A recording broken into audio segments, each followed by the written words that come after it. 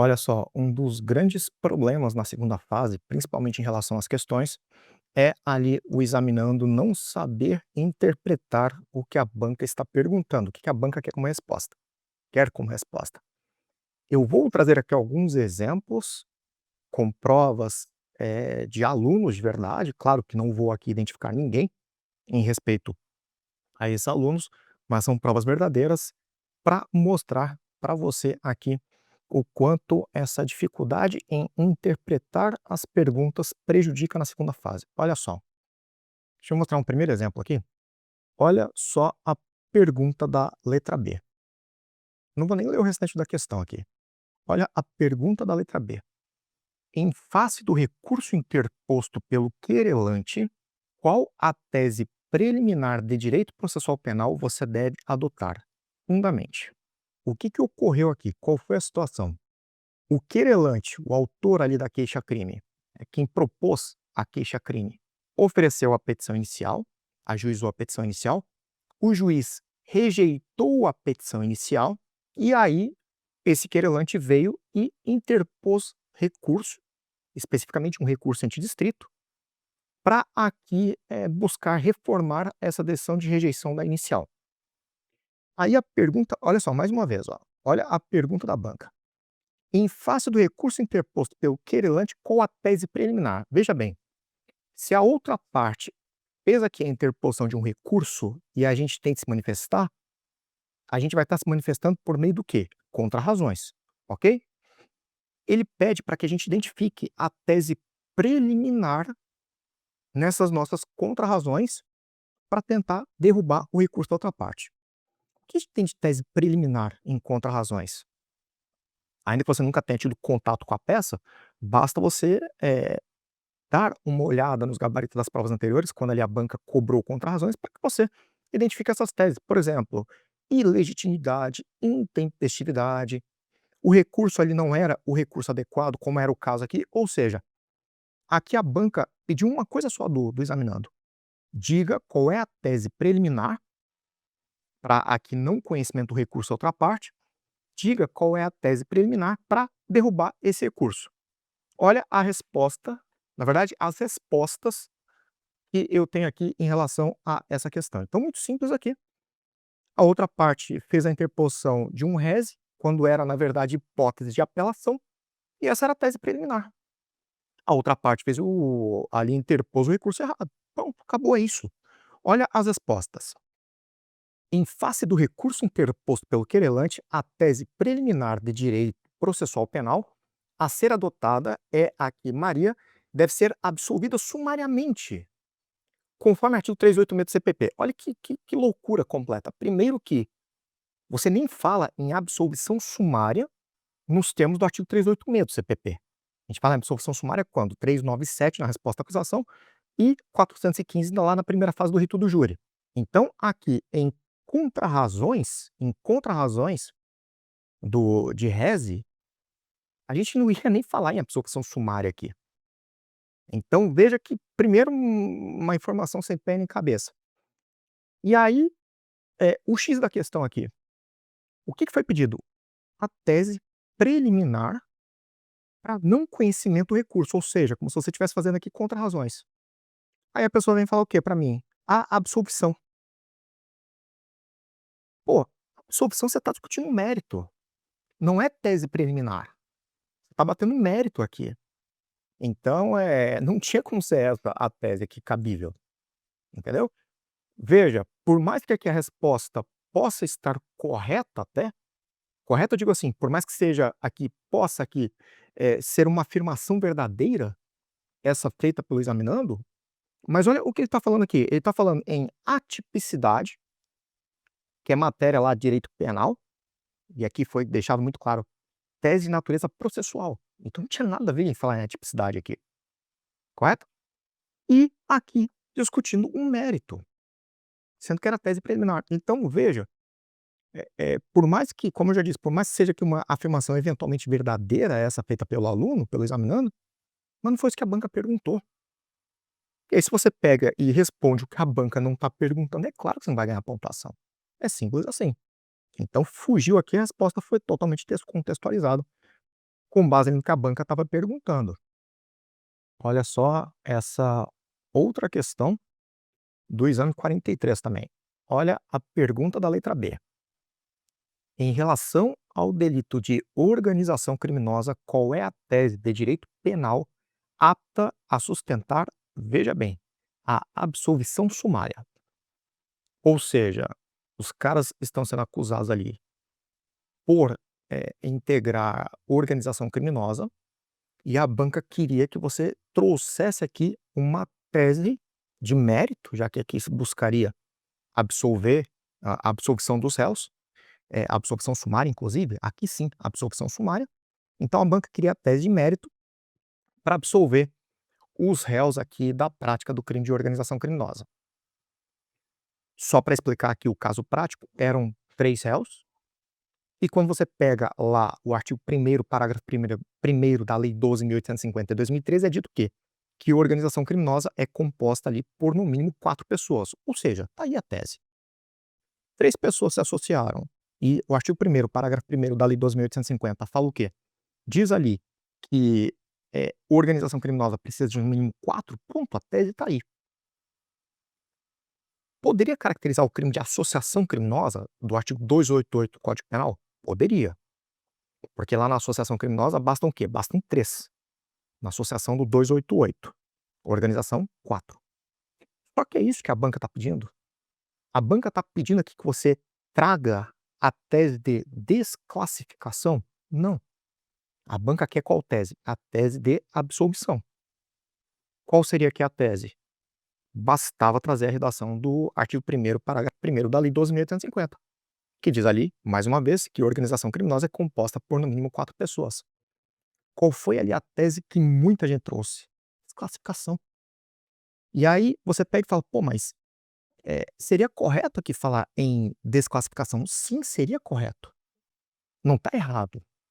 De fato, se fosse ali um caso concreto, ou se pedisse para você a análise jurídica completa aqui, você diria: "Olha, organização não, mas pode caracterizar uma associação do artigo 288." Mas foi isso que a banca pediu? Não foi. A banca pediu a tese absolutória, ou seja, você não tinha o que falar em associação criminosa aqui. Você tinha que falar o quê? Só que não caracterizava a organização, porque não tinha o mínimo de 4 pessoas. E aí, assim como este aluno aqui da resposta que está na tela, não só ele, como muitos mesmo, muitos examinandos trouxeram o quê? Tese de desclassificação.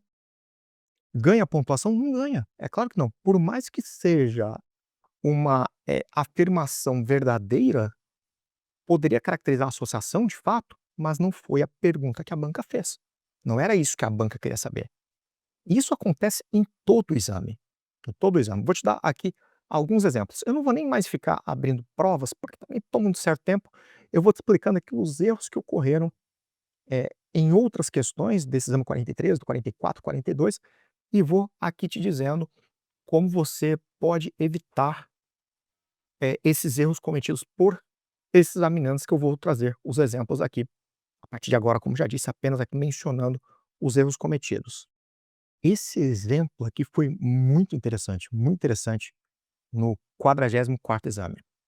A questão número 1, a letra B, ela pedia aqui a seguinte resposta, olha só: "As condições da proposta estão em conformidade com a legislação processual penal de regência?" Ou seja, a pergunta aqui é muito simples. Qual é aqui a pergunta? As condições estavam ali presentes ou não? E como que você ia chegar a essa conclusão? Muito simples. Você vai até o dispositivo, e aqui, só para esclarecer, tema aqui, a proposta era uma proposta de acordo de não persecução penal, o ANPP. Então bastaria você ir ali até o artigo 28A do CPP, que é onde está previsto o ANPP, e ali fazer a leitura das condições. E aí você comparava com o enunciado e chegava à conclusão se ali as condições estavam ou não presentes. Olha só, até dei um zoom aqui, olha, o caput do artigo 28A. Olha o que que a gente tem aqui, ó: "Mediante as seguintes condições ajustadas cumulativa e alternativamente." E aqui nós temos, em 5 incisos, as condições do ANPP. O que que o aluno aqui, o que que o examinante tinha que fazer? Ele lia o enunciado, e ali continha informação a respeito das condições que estavam ali presentes, ele fazia a leitura aqui do artigo 28A desses 5 incisos, comparava e caso ele não batesse, ele ia dizer o quê? As condições não estão presentes. Caso ele batesse tudo, ele ia dizer o quê? As condições estão presentes. Tem dificuldade um negócio desse? Não tem. É muito simples. É a leitura do artigo 28A, que fala ali expressamente em condições, e a leitura do enunciado. Então eu tinha essa informação.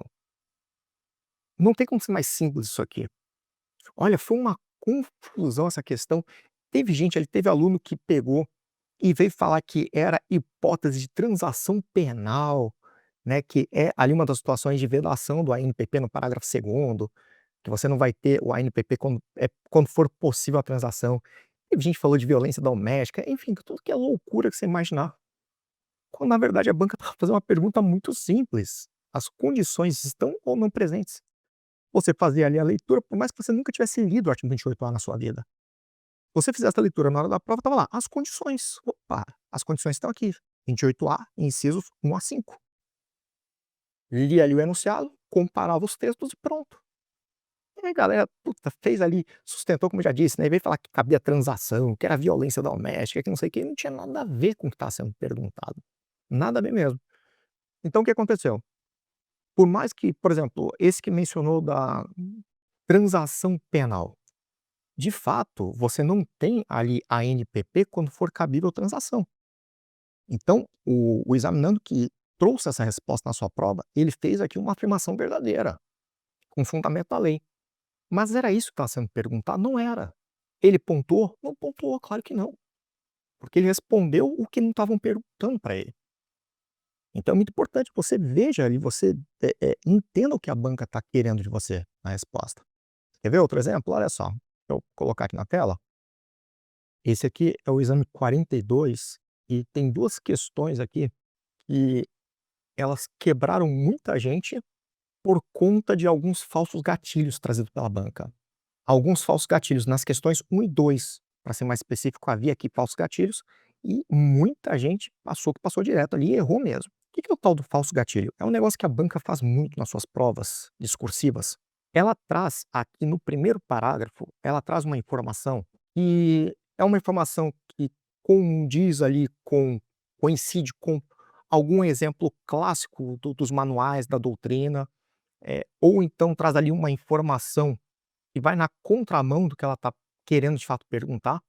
E aí o que ocorre? O aluno ali mais apressado, examinando mais apressado, mais afobado, ele lê o primeiro parágrafo, ele acha que a questão fala de um determinado assunto, e ele não lê o restante, ele responde de acordo ali com o que ele pegou e deu por correto com base na leitura apenas daquele primeiro parágrafo. Olha, isso aqui no exame 42 aconteceu demais mesmo. Salvo engano, na verdade foram 3 questões. Vou até confirmar isso aqui agora. Ó, eu lembro que aqui nessa questão número 1, o que aconteceu? Olha, você tinha aqui no primeiro parágrafo: Frederico, policial, caminha à paisana quando vê um cachorro feroz avançar na direção de crianças que brincavam na rua. Frederico imediatamente sacou sua arma e apontou na direção do cachorro, com o intuito de impedir o ataque. Aí segura. Nós sabemos, existe aquele clássico exemplo, que geralmente a pegadinha é feita com legítima defesa e está necessidade. Que é dito ali que você está caminhando pela rua, de repente vem um cão bravio e te ataca, e aí você mata o cachorro para se defender e vem a pergunta, né, isso é legítima defesa, está necessidade? E a gente sabe que é uma pegadinha que é estado de necessidade, ali quando aquele animal vem e ataca e você se defende, né, por não existir uma figura humana do outro lado aqui, né, de quem teria partido da injusta agressão. No primeiro parágrafo, vem e fala aqui do clássico exemplo do ataque de cachorro. Uma galera pegou e elaborou aqui a resposta dizendo: "Ah, isso aqui é está necessidade". Eu imagino o cara respondendo na prova falando: FGV, achou que fosse me pegar, né, mas eu conheço aqui, eu sei que isso aqui está necessidade". Só que quando você começava ali a leitura do segundo parágrafo, você percebia que não tinha nada a ver com isso, ali o caso prático trazido. Houve toda uma outra situação, um outro cara que viu a cena ali do Frederico dando tiro no animal, né, pegou e achou que o cara ia dar tiro nas crianças e deu tiro ali no Frederico. Uma confusão de informação. Mas, muita gente pegou e respondeu o quê? "Ah, Frederico agiu em está necessidade". Mas não era nem isso que a banca estava perguntando, né. Então é importante que você não caia nessas pegadinhas, você não se deixe levar aqui, até porque convenhamos, né, quem vai e faz uma prova de segunda fase do exame de ordem e me diz que não leu o enunciado inteiro, e aí vem e me diz: "Ah, eu queria tanto passar", mas sem ler os enunciados, como você quer fazer isso aí, né? Então aqui era uma pegadinha, era um falso gatilho. Te dava a entender que era aqui hipótese da necessidade no primeiro parágrafo, por conta desse clássico exemplo que existe, e chegar no segundo parágrafo ali, a situação mudava completamente. Isso aconteceu também na questão número 2. Questão número 2 fala bem assim, ó: "Rui, 20 anos, inconformado com o término do relacionamento com Vânia, também com 20 anos, divulgou fotos da ex-companheira nua. Em razão disso, foi denunciado depois do regular processamento da ação penal, foi condenado nos termos do artigo 208-C, parágrafo 1º do Código Penal, a pena de 1 ano e 4 meses de reclusão, substituída por 2 restritivas de direitos consistentes em prestação, pecuniária e multa." Aí você pega ali um monte de examinando, fazendo ali a defesa do Rui. Belíssimas defesas, né, sustentando que o Rui era inocente, devia ser absolvido, a pena diminuída, enfim, né, toda uma tese aqui sustentada. Só que quando você fazia a leitura ali do segundo parágrafo das perguntas, a banca dizia que você era ali advogado da vítima, na verdade. Aí olha que coisa maluca, uma questão que você tinha que fazer a defesa da vítima como assistente à acusação, e aí você me vem aqui fazer a defesa do réu, do acusado, do autor do crime. Pois foi o que muita gente fez. Por quê? Falso gatilho. O cara leu o primeiro parágrafo, "Ah, é isso aqui mesmo, é isso aqui mesmo, vou fazer a defesa do Rui." E não lê nem a pergunta, porque se você fizesse a leitura da pergunta, você chegava ali à conclusão do que a banca estava te colocando na posição de assistente de acusação. Não fez nem a leitura da pergunta. Aí foi lá, fez ali, pegou o 208-C, disse que a conduta era típica, parará e não sei o quê, e um monte de princípio, não tinha nada a ver com o que estava sendo perguntado. Mas por que isso aí? Aqui foi até além, na verdade, de problema de interpretação de texto, foi mais, né, a coisa foi mais grave, foi falta de leitura mesmo, o que é, né, inconcebível numa segunda fase da ordem, alguém que daqui a pouco vai estar advogando me falar que foi fazer uma prova e não leu as perguntas, né. Teve uma outra aqui, acho que foi nessa prova, deixa eu confirmar aqui, não, na verdade foi no exame 41, a outra que tinha aqui um falso gatilho, olha só. Ele fala aqui que a Luana, sem querer criar seu filho, Joaquim, de 8 meses de idade, decidiu abandoná-lo, parará. E aí vem aqui, no segundo parágrafo e fala o quê? Fala que ela abandonou o bebê em um supermercado, ok? E aí diz bem assim, ó: "Em diligências finais", aqui no segundo parágrafo, tá? "Em diligências finais vieram aos autos as imagens da câmera de vigilância, demonstrando que, ao sair do supermercado, Luana subtraiu um chocolate." O que que aconteceu aqui? Um monte de gente sustentando a tese de insignificância em razão aqui do furto do chocolate. Mas por que sustentando insignificância aqui, né, em razão do furto de chocolate? Aquele clássico exemplo, a pessoa vai no mercado, subtrai ali um pacote de biscoito, subtrai ali um chocolate, uma balinha, enfim. E aí a gente vem com a tese da atipicidade material em razão do princípio da insignificância. Só que ali, ao fazer a leitura das perguntas da banca, você percebia que não tinha nada a ver com o que estava sendo perguntado. Nem ali com muita criatividade você teria como resposta o princípio da insignificância. Então veio aqui a banca e perguntou o quê? Olha, a banca perguntou, primeiro, qual era a tese para impugnar aqui o abandono de incapaz, que foi o crime lá em razão de ter, abandonado o bebê no supermercado. E a segunda pergunta, a fim de impugnar a condenação de Luana pelo delito de furto, aqui falando do furto mesmo, né? Qual a tese de direito processual penal? Porra, insignificância é direito processual penal não é tese de mérito, gera absolvição. Aqui o fato deixa de ser crime por conta da atipicidade material, ou seja, não foi nem perguntado isso aí. Se até se dissesse assim: "Olha, qual é a tese de direito penal aqui a ser sustentada?", até dava para entender, né, imaginar a insignificância aqui, mas nem foi perguntado isso aí pela banca. De o quê? Tese de direito processual penal. E veio a galera ali e falou o quê? Veio a galera: "Ah, não, é princípio da insignificância, atipicidade material." Pode até ser verdade. Um único chocolate pode se reconhecer a insignificância, mas era o que a banca estava perguntando? Não era. Então muito cuidado, porque essa ideia que às vezes se tem e ali trazida da época da faculdade, né, "Ah, eu vou encher linguiça, falar tudo que eu sei do assunto, porque daí o professor nem que seja por piedade ele vai me dar algum ponto". No exame de ordem isso não funciona. Por mais que você ali traga uma afirmação verdadeira, como aqui, por exemplo, a situação da insignificância, mas se não é o que a banca está te perguntando, se não for o que a banca está te perguntando, você não vai ganhar o ponto. Não adianta chorar, não adianta fazer recurso, você vai perder a pontuação e com razão. Por quê? Porque não foi isso que te perguntaram. Você imagina, um dia, a gente se cruza pelo fórum aí, os fóruns da vida, e eu pego e te pergunto pessoalmente, né, eu falo: cara, e aquela situação da mãe que abandonou o bebê, hein, no supermercado, qual é a tese que você acha que tem que ser sustentada aqui em razão aqui do abandono?". "Ah, a insignificância, porque foi um chocolate só". Eu vou olhar pra sua cara e falar o quê? Você ficou louco, pirou. Então, leia o que está sendo perguntado e leia o enunciado inteiro. Leia o enunciado, interprete o que está sendo perguntado pela banca e responda o que a banca está perguntando. Porque se você fugir ali do contexto do que está sendo perguntado, você não vai ganhar a pontuação. É muito simples, tá bom? É simples assim, na verdade. Então, cuidado para não fugir do que a banca está perguntando. Aprenda a interpretar as perguntas e responda o que a banca está perguntando, sempre, claro, fazendo ali a leitura das questões. É lógico, né? É o mínimo que se espera de alguém fazendo uma prova que faça a leitura das questões ali do enunciado completo. Vamos lá, seguindo aqui? Ó, uma situação que anda pegando muita gente nas questões é a seguinte, ó. A banca, ela vem e faz a pergunta, tá, aqui como na letra A, e depois da interrogação, em vez de só trazer aquele justifique, fundamente, enfim, ela vem e ela traz um segundo aqui comando do que você deve escrever. Então, por exemplo, aqui, ó, as parcelas remanescentes da pena de prestação pecuniária poderão ser cobradas de Janaína? Geralmente as perguntas são como? Elas vêm aqui na sequência dizendo o quê? Justifique, fundamente, sempre assim, né? Aqui, ó, por exemplo, ó, justifique, justifique. Geralmente é o que vem. Mas a banca tem trazido o quê? Ela tem feito o seguinte, ó, ela vem e ela traz, depois da interrogação, algum comando te exigindo que você responda mais alguma coisa. Então, na verdade, seriam aqui duas perguntas em uma. Porque ele pegou aqui, perguntou aqui sobre as parcelas remanescentes e também te perguntou qual é o princípio. Então são duas perguntas em uma.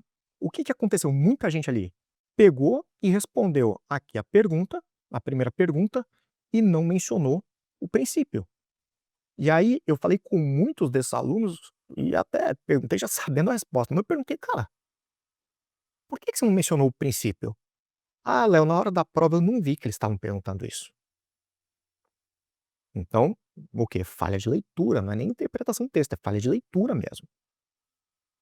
Não é porque ali você costuma encontrar nas questões ali um justifique, enfim, que não vai ter qualquer relevância na sua leitura, que você vai simplesmente ignorar, né, o texto. Leia para confirmar se realmente não pediram nada ali. E a banca tem feito isso em todas as provas de segunda fase de penal, sempre. Tem pelo menos uma pergunta que a banca faz isso sempre, das 4. Vem e traz algum comando depois da interrogação, exatamente para testar ali, saber quem, de fato faz a leitura completa dos enunciados e quem faz essa leitura meia boca aqui pela metade e achando que vai conseguir responder corretamente dessa forma. É claro que não vai, né, é lógico.